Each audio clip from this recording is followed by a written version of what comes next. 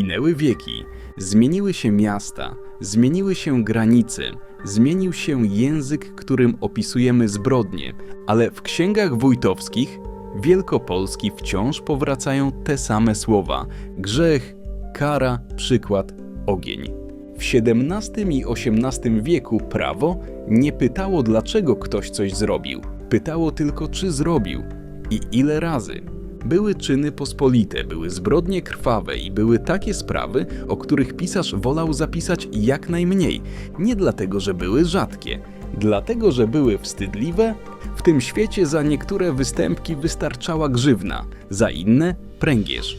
A były też takie, za które prawo przewidywało tylko jedno zakończenie – stos. Dzisiejszy odcinek opowiada o przestępstwie, które przez stulecia uznawano za jedno z najcięższych. O czynie, w którym winny i niewinny człowiek i zwierzę często kończyli tak samo. Witamy Was w kolejnym odcinku cyklu Czarne karty Wielkopolski. Zbrodnie sprzed wieków. Dzisiejsza historia nosi tytuł Z Bereźnicy. To opowieść o tym, jak prawo potrafiło być bezlitosne i jak czasem wbrew własnym paragrafom zostawiało miejsce na coś, co nazywano łaską.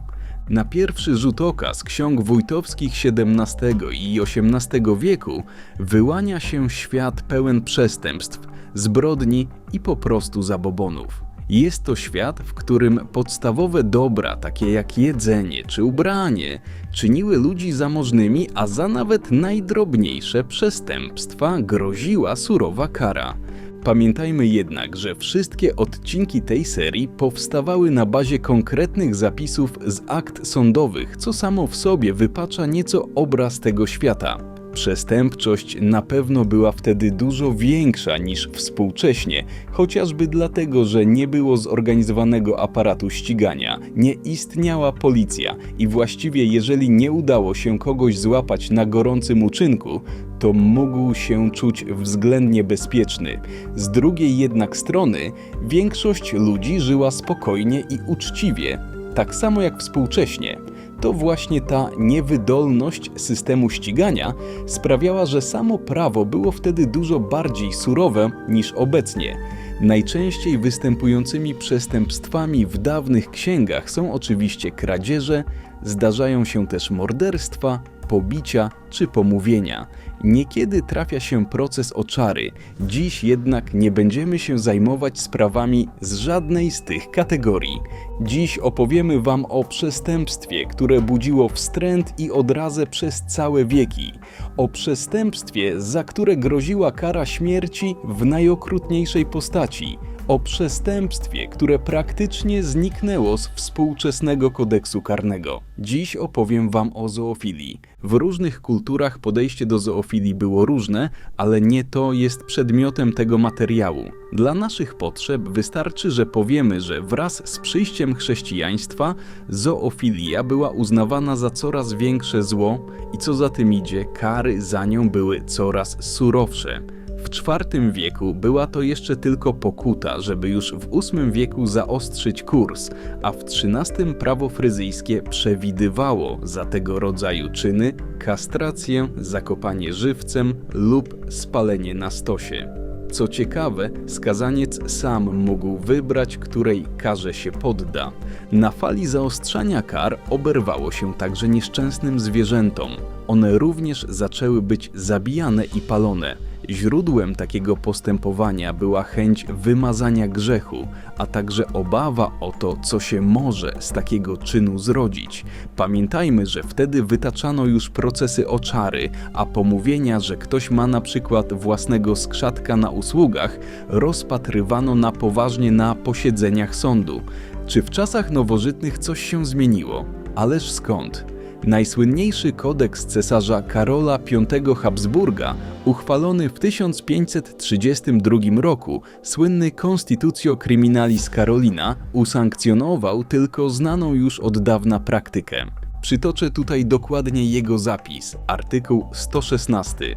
Jeżeli człowiek dopuszcza się nieczystego uczynku z bydlęciem, albo mężczyzna z mężczyzną, albo kobieta z kobietą, tacy ludzie tracą prawo do życia i powinni zostać, zgodnie z powszechnym zwyczajem, skazani na śmierć przez spalenie.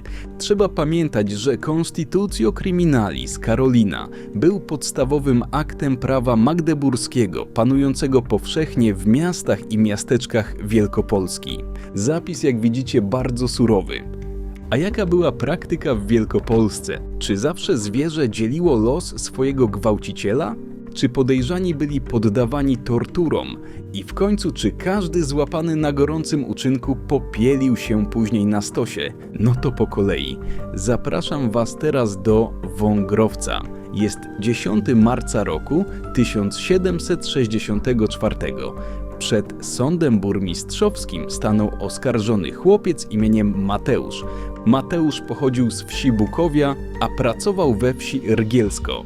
W całym dokumencie używa się w stosunku do niego rzeczownika chłopiec oraz podkreśla jego młody wiek. Szacuje, że w momencie postawienia przed sądem Mateusz miał od 13 do 16 lat. Mateusz pracował u Walentego półrolnika.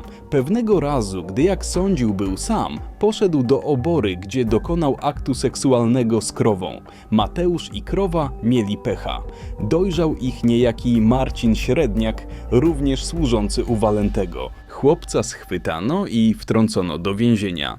To była poważna sprawa. Jak dobrze wiemy, za takie przestępstwo groziła straszna kara spalenia żywcem, a przedtem długi i bolesny proces przesłuchań na mękach. Sąd przystąpił do czynności i skupił się tak naprawdę tylko na jednym pytaniu. Czy to był tylko ten jeden raz, czy było tego więcej? Mateusz, zapewne przerażony, zeznał, że to się wydarzyło tylko ten jeden raz. Następnego dnia przesłuchania trwały dalej. Sąd burmistrzowski zadał znowu tylko jedno pytanie, to samo co wczoraj. Gdy Mateusz udzielił ponownie tej samej odpowiedzi, sąd burmistrzowski podjął decyzję o przekazaniu sprawy do sądu wójtowskiego. Teraz sprawę w swoje ręce wzięli wójt i jego ławnicy. Na początek powołali instygatora i świadka jednocześnie, Marcina Średniaka. Sąd wójtowski rozpoczął swoje przesłuchanie podsądnego, tak zgadliście. Oczywiście padło również pytanie o to, czy to był tylko jeden raz. Ale panowie ławnicy z sądu wójtowskiego wykazali się inwencją, bo zadali również drugie pytanie, a mianowicie, czy Mateusz miał z tego jakąś przyjemność. Chłopiec odparł, że nie. I to tyle. Zacytujmy oryginał. Po wysłuchanym juramencie i dobrowolnych inkwizycjach, sąd wójtowski wągrowiecki, widząc niedoskonałość lat tegoż Mateusza, który i artykułów wiary nie umie i za godną instancją wielmożnych ich mościów, uwalnia go od mąk na torturach i do dekretu przystępuje. To teraz sam wyrok. Będąc oskarżony przed Urzędem Wójtowskim Wągrowieckim, kryminaliter i poprzysiężony pracowity Mateusz, chłopiec rodem z wsi Bukowia, służący we wsi Rgielsku, przez instygatora imieniem Marcin, także tam służącego, o popełnienie grzechu przeciwko przyrodzeniu z krową Walentego, gospodarza z wsi Rgielska, który będąc po kilka razy na dobrowolnych inkwizycjach zeznał to, jako to jest prawda, że z tą krową grzech pełnił raz jeden. Sąd niniejszy wójtowski wągrowiecki, rozważywszy inkwizycję w sprawie takowych ekscesów według prawa boskiego oraz saskiego magdeburskiego, które na takowych ekscesantów dobrze obostrzone, ogniem karać każe, uważając na niedoskonałość lat oskarżonego i na to, że nie posiada on pełnej znajomości artykułów wiary, jako i na godną instancję wielmożnych ich mościów duchownych i świeckich, łagodząc rygor dekretu, życiem go darują. Jednakowoż na ukaranie tego i przykład drugim, aby takowe straszliwe ekscesa się nie działy, nakazuje sentencją swoją, aby przez 2 niedziele w każdy tydzień, po 3 razy, w poniedziałek, środę i piątek, był karany po 50 rusk. Także przez 2 niedziele, postu tego, aby podczas nabożeństwa, w niedzielę i święta w kościele, stał w czechle. Krowa zaś ta, która teraz jest z cielęciem, aby była na stosie spalona. Co się mistrzowi Bernardowi Schubertowi do egzekucji podaje? Prawo niby magdeburskie, ale stosowanie już polskie.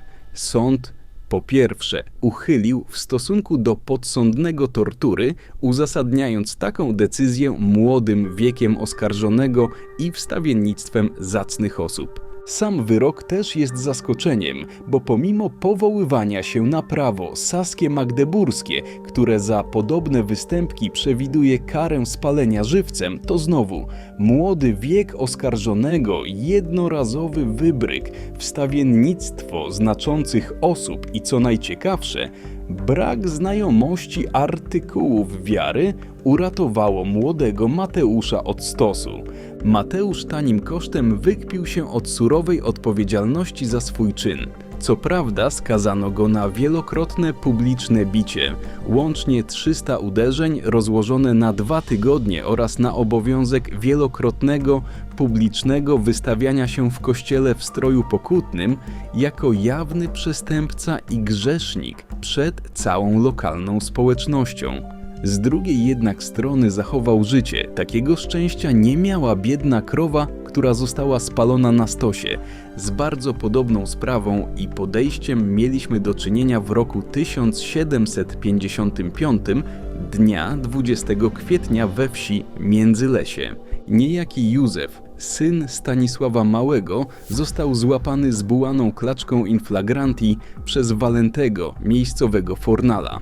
Z zeznań ewidentnie wynika, że chłopak był osobą z niepełnosprawnością intelektualną. Pytany o zły uczynek z klaczą popełniony. Pytanie. Cóż to za zły uczynek czyniłeś z nią? Odpowiedź. Wtem swoją rzecz zrobił tak, jak należy. Pytanie. Skądże ty wiesz, że tak należy? Odpowiedź. Bom słyszał od różnych ludzi gadających o nieboszczyku Grzegorzu, którego tu ścięto, że pudło sobie przystawiał do klaczy i czynił z nią swoją rzecz. I ja, wstawszy rano, już to 2. tydzień nie przeżegnałem się. Poszedłem do kuchni, wypiłem garnuszek piwa. Przyjechał fornal przed dom, kazał mi konia zaprowadzić do stajni i chęć mię wzięła do tej klaczy. Co pomyślał, to i wykonał. Józef ewidentnie jednak nie rozumiał, że zrobił coś złego i zabronionego. Zeznawał szczerze i otwarcie. Niczego nie zatajał. Mimo to sąd kazał go wziąć na tortury. Nawet podczas tortur Józef cały czas konsekwentnie zeznawał to samo. Sąd znowu wziął pod uwagę młody wiek oskarżonego, wstawiennictwo możnych osób oraz, jak sądzę, właśnie niepełnosprawność intelektualną. Właśnie te kwestie uratowały Józefa przed strasznym końcem. Ale posłuchajmy sentencji wyroku. Lubo prawo wyraźnie ogniem żywo karać karze, mając wzgląd na młodość jego, że nie ma doskonałości, aby mógł być traconym, jako też na instancję wielmożnego, jaśnie pana Stefana z Wybranowa Świniarskiego, tudzież ich mościów księży duchownych, mitygując rygor sprawiedliwości, jednakże innym przestrogę dając, dekretem swoim nakazuje, aby tenże pomieniony Józef u pręgi 100 miotełkami przez mistrza był smagany i w kościele parafialnym kozielskim co święto i niedziela, podczas mszy wielkiej przez miesięcy 2 w czechle z trupią głową w ręku trzymaną stawał. Co się mistrzowi do egzekucji podaje? Jak widzimy, Józef, mimo zachowania życia, też musiał zapłacić za swoje czyny. Po pierwsze, już w trakcie procesu był torturowany, a jak wiemy, to nie były przelewki. Po drugie, 100 miotełek. Miotełka, w przeciwieństwie do rózgi, to była wiązka cienkich witek. Siła uderzenia rozkładała się na większą powierzchnię. Gdybym miał wybierać 100 rózg czy 100 miotełek, to oczywiście wybrałbym miotełki, ale liczba 100 w tym przypadku, przy osłabionym już podczas tortur organizmie, to mogła być dotkliwa i na pewno nieprzyjemna kara. Po trzecie wreszcie, znowu czechło i dodatkowo trupia głowa w ręce przez 2 miesiące na każdej mszy. Zatrzymajmy się tutaj na chwilę. Czym było czechło? Definicja jest dość szeroka. Mianem czechła określało się długą, lnianą, białą lub szarą koszulę. Częstym synonimem było giezło. Ale to nie o taki strój tutaj chodzi. Słowo czechło w tym kontekście prawdopodobnie oznacza koszulę śmiertelną, czyli szatę wkładaną zmarłym lub skazańcom przed wykonaniem wyroku śmierci. Z kolei gdy czytamy o trupiej głowie trzymanej w ręku, to wcale nie znaczy, że skazany miał pod pachą czaszkę szanownej babuni czy dziadziunia. Nie. Najprawdopodobniej była to replika ludzkiej czaszki wykonana z drewna lub czaszka jakiegoś zwierzęcia. W całym wyroku nie było nic o paleniu biednej bułanej klaczy, więc mam nadzieję, że przeżyła tę historię bez większego szwanku. Na razie było miło, prawda? Młody wiek, pierwszy raz, głupota lub niewiedza. I do tego możni ludzie, którzy się litowali. Co prawda plecy i tyłki były obolałe i przeziębić się w koszulinie można było w kościele, ale i tak lepsze to, niż zostać spalonym. Następne dwie sprawy rozegrały się również przed obliczem Sądu Wójtowskiego Wągrowieckiego w latach 1755 i 1769. Oskarżonymi byli Mateusz z Pawłówka i Michał z Sempuchowa. Oba te przypadki są bardzo do siebie podobne.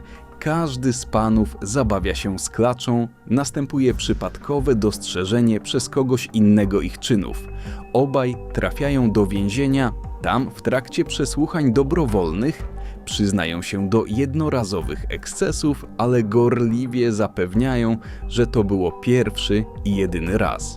Obaj są już dorosłymi mężczyznami, to nie są młodzieniaszki. Sąd jednak nie daje się nabrać na ich zeznania. W obu przypadkach zarządzane są tortury. W ich trakcie obaj pękają i przyznają się do kolejnych czynów. Mateusz wyznaje, że robił to przez ostatnie 3 lata. Z kolei Michał ujawnia, że zajmował się podobnymi praktykami jeszcze za młodu.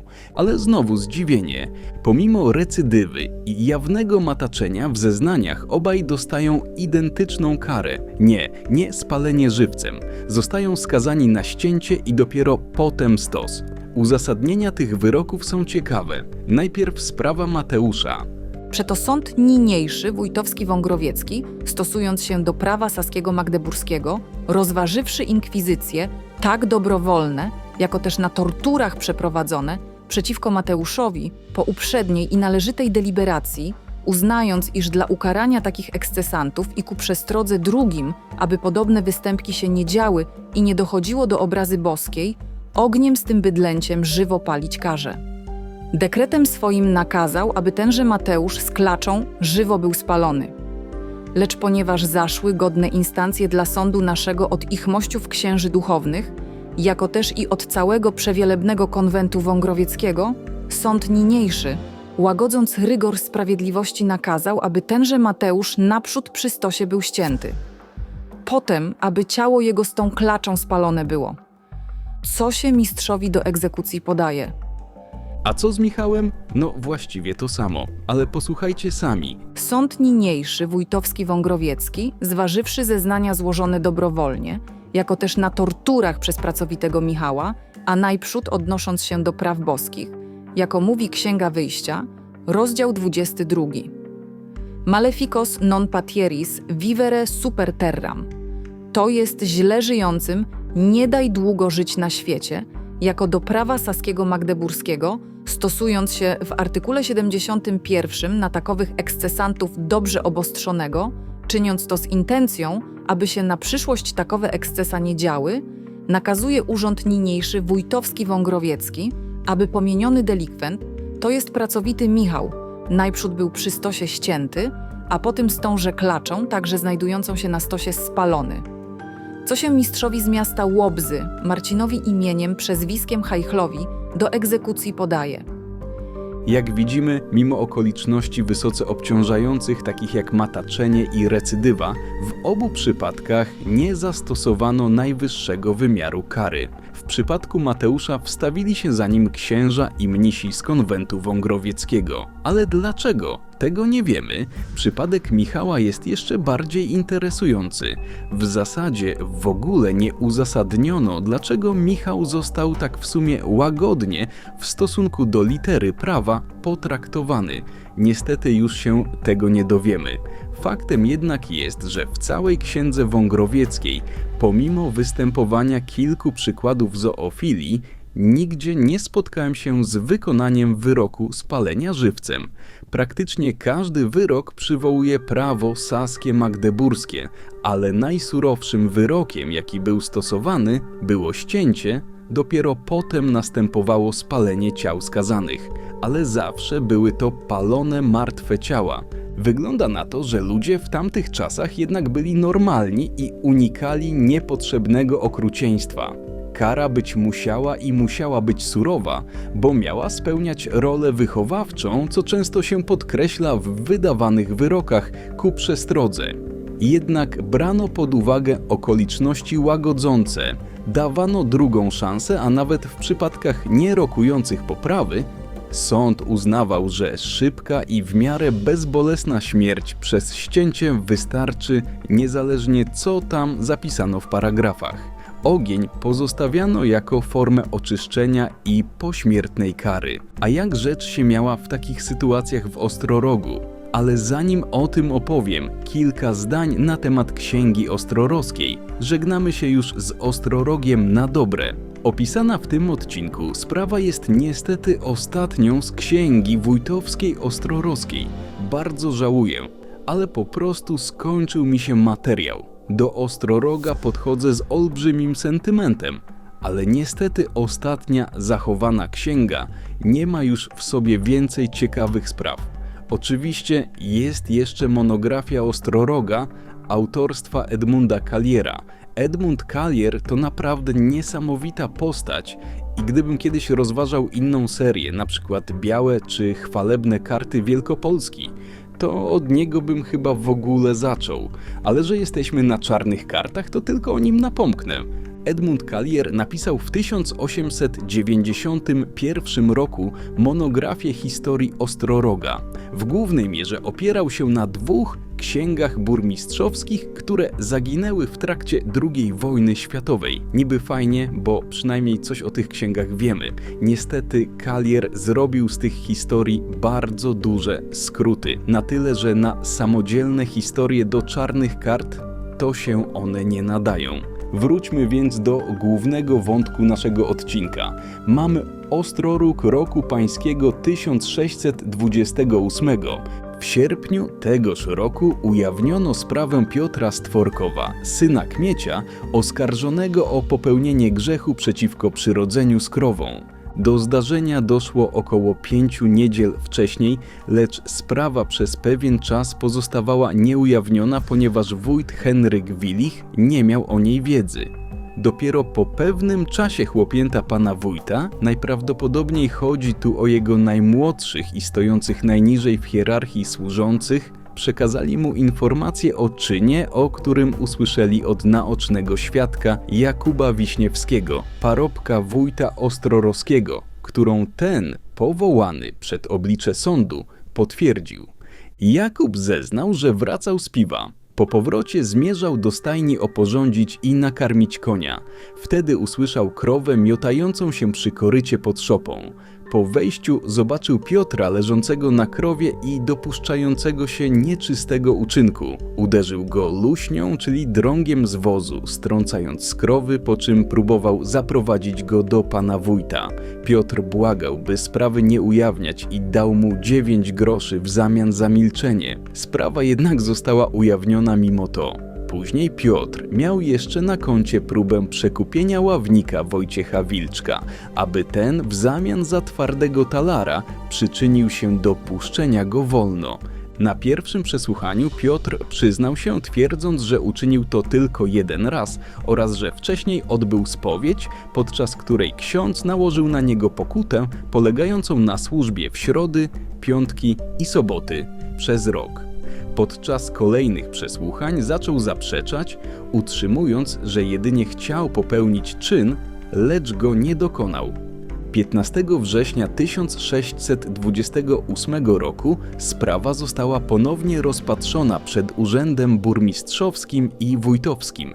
Jakub Wiśniewski złożył szczegółowe zeznanie pod przysięgą, potwierdzając, że widział Piotra na krowie podczas czynu oraz że przyjął od niego 9 groszy, by zachować milczenie. Piotr, konfrontowany z tymi zeznaniami, przez długi czas zaprzeczał mimo wielokrotnych pytań i nacisków urzędu. Dopiero 29 września 1628 roku, w trakcie kolejnej inkwizycji, tym razem na torturach, załamał się i w pełni przyznał się do winy, szczegółowo opisując sposób popełnienia czynu. Nadal utrzymywał, że był to jednorazowy występek, tłumacząc go podszeptami szatana. Podczas ostatniej inkwizycji, już po przyznaniu się do winy, Piotr z Tworkowa złożył przed urzędem to, co w aktach określono jako testament, rozumiany nie jako rozporządzenie majątkiem, lecz ostatnie zeznanie procesowe przed wykonaniem wyroku. Zacytujmy fragment, który od biedy może robić za sentencję. Testament Piotra z Tworkowa roku 1628. Będąc Piotr z Tworkowa na ostatniej inkwizycji przed urzędem wójtowskim, konfesją albo ostatnią wolą swą oznajmił, że ten sprośny grzech, o który jest obwiniony z tą krową, jednoraz popełnił, prosząc o to, by na dalsze męki nie był dany, gdyż wszelkie swoje intencje dobrowolnie wyznał. Następnie od urzędu powtórę i po trzecie, będąc pytany, nieodmiennie przy jednym słowie stał. Odprosił tedy urząd zwyż, mianowany Piotr zeznając: ja to zasłużył. A z tym szedł na plac. Widzimy tutaj piękny przykład, jak różniła się i procedura, i jej zapis między początkiem XVII wieku i drugą połową XVIII wieku. W sprawach z Wągrowca mamy już okrzepniętą procedurę i jej zapis. Najpierw trzykrotne przesłuchania dobrowolne, potem trzykrotne przesłuchania na torturach, potem sentencja i wyrok. Wszystko dokładnie opisane przez pisarza. W Ostrorogu z początku XVII wieku nic z tych rzeczy. Rzekłbym, że mamy tu zwłaszcza w opisie niezły chaos. Ale to, co jest najbardziej irytujące, to ostatnie zdanie z Księgi Ostrorowskiej. A z tym szedł na plac. Żadnej sentencji, żadnego uzasadnienia i co najgorsze, żadnego konkretnego wyroku. Cała reszta tej historii to tylko hipoteza. Oczywiście taka, która jest moim zdaniem najbardziej uzasadniona, co nie znaczy, że prawdziwa. Dlatego najbardziej prawdopodobnym wyrokiem w sprawie Piotra z Tworkowa nie było spalenie żywcem. Była nim kara śmierci przez ścięcie, a następnie spalenie ciała wraz z krową. Wyrok surowy, ostateczny, ale jednak złagodzony w sposobie wykonania. Jednego natomiast możemy być pewni. Piotr nie mógł liczyć na ocalenie życia. Świadek naoczny, próby przekupstwa, chwiejna linia obrony i publiczny charakter sprawy zamykały drogę do jakiejkolwiek kary zastępczej. Jedyne, co pozostawało do rozstrzygnięcia, to jak szybko umrze. I właśnie w tym miejscu kończy się źródło, a z tym szedł na plac. Jeden krótki zapis, za którym kryje się wszystko to, czego już nigdy się nie dowiemy. No dobrze, zostawmy już wreszcie ten świat, w którym prawo straszy ogniem, ale czasem kończy się na rózgach, miotełkach i czechle. Zróbmy przeskok do współczesności, bo tu robi się ciekawie, z zupełnie innego powodu. Dziś nikt nie mówi o grzechu przeciwko przyrodzeniu. Dziś mówi się o dwóch rzeczach. O psychiatrii i o prawie. Najpierw psychiatria. We współczesnej psychiatrii zoofilia nie funkcjonuje ani jako grzech, ani jako wykroczenie, ani jako zbrodnia sama w sobie. Jest opisywana jako parafilia, czyli trwała i utrwalona preferencja seksualna, w której źródłem pobudzenia nie jest dorosły, świadomy partner, lecz obiekt niezdolny do wyrażenia zgody. To nie jest kategoria moralna. To opis mechanizmu. Istotne jest jedno. Psychiatria nie zakłada, że każdy człowiek z taką preferencją jest chory w sensie klinicznym i sama obecność parafilii nie oznacza automatycznie zaburzenia psychicznego. O zaburzeniu mówi się dopiero wtedy, gdy dana preferencja jest trwała, dominuje nad innymi formami seksualności i prowadzi do cierpienia, utraty kontroli albo powtarzalnych zachowań. To podejście zasadniczo różni się od świata, który widzieliśmy w księgach wójtowskich. Tam nie interesowano się mechanizmem, genezą ani stanem psychicznym sprawcy. Nie pytano, skąd to się wzięło i czy można to zmienić. Liczył się wyłącznie czyn i to, co należało z nim zrobić. Jeżeli chodzi o odsetek populacji, współczesna psychiatria i seksuologia operują tu bardzo ostrożnie. Nie dlatego, że temat jest kontrowersyjny, lecz dlatego, że mamy do czynienia z preferencją silnie ukrywaną, rzadko ujawnianą w badaniach ankietowych i niemal nigdy deklarowaną wprost. W literaturze klinicznej najczęściej pojawia się szacunek mówiący o ułamkach procenta populacji, zwykle poniżej 1%. Trzeba jednak jasno powiedzieć, że nie są to dane twarde, a jedynie ostrożne estymacje, oparte na zgłoszeniach klinicznych, badaniach sądowo-psychiatrycznych oraz analizach przypadków. Istotniejsze od samej liczby jest to, jak ta preferencja się ujawnia. Zdecydowana większość osób z takimi inklinacjami nigdy nie trafia do systemu ochrony zdrowia, ponieważ nie zgłasza się po pomoc, nie ujawnia swoich fantazji i nie pozostawia po sobie dokumentacji klinicznej. Materiał badawczy pochodzi więc głównie z wąskiej grupy przypadków już ujawnionych, często przy okazji innych problemów psychicznych lub interwencji instytucjonalnych. Psychiatria zwraca też uwagę na czynniki sprzyjające ujawnieniu lub utrwaleniu takich preferencji. Wymienia się tu przede wszystkim długotrwałą izolację społeczną, brak relacji partnerskich, niski poziom kontroli impulsów, zaburzenia rozwoju emocjonalnego, a także środowiska, w których kontakt ze zwierzętami jest codzienny, rutynowy i pozbawiony nadzoru. To ważne. Nie oznacza to, że każdy człowiek żyjący w takich warunkach rozwinie parafilię. Chodzi raczej o to, że u niewielkiej, podatnej grupy osób określona konfiguracja czynników psychicznych i środowiskowych może doprowadzić do utrwalenia takiej preferencji. Z punktu widzenia współczesnej psychiatrii, leczenie zoofilii, podobnie jak innych parafilii, nie polega na usunięciu preferencji. Medycyna nie dysponuje narzędziem, które pozwalałoby trwale zmienić sam obiekt pobudzenia seksualnego. Celem terapii nie jest więc wyleczenie w sensie potocznym, lecz kontrola zachowań i ograniczenie czynników ryzyka. Podstawą postępowania jest psychoterapia, najczęściej w nurcie poznawczo-behawioralnym. Skupia się ona nie na fantazjach jako takich, lecz na mechanizmach ich uruchamiania, na kontroli impulsów oraz na uczeniu strategii unikania sytuacji wysokiego ryzyka. Terapia ta bywa długotrwała i jej skuteczność jest zmienna, zależna od motywacji pacjenta i jego zdolności do współpracy. W przypadkach, w których impulsy są silne, uporczywe lub prowadziły już do czynów, stosuje się leczenie farmakologiczne. Nie jest to leczenie parafilii, lecz farmakologiczne obniżenie popędu seksualnego. Najczęściej wykorzystuje się leki wpływające na gospodarkę hormonalną albo na neuroprzekaźniki odpowiedzialne za pobudzenie i impulsywność. Efekt jest czysto funkcjonalny, zmniejszenie intensywności popędu, a nie zmiana samej preferencji. A teraz prawo. Na tle dawnych wieków współczesne kary wydają się łagodne. W części państw świata zoofilia nadal zagrożona jest bardzo surowymi sankcjami karnymi. Najwyższe współczesne kary nie mają już jednak nic wspólnego z ogniem ani śmiercią. W Kanadzie za takie czyny grozi kara do 10 lat pozbawienia wolności. Jeżeli sprawa dotyczy szczególnych okoliczności, np. udziału osoby małoletniej, górna granica kary sięga nawet 14 lat więzienia. Podobnie jest w australijskim stanie Nowa Południowa Walia. Tam za obcowanie seksualne ze zwierzęciem można zostać skazanym na karę do 14 lat pozbawienia wolności.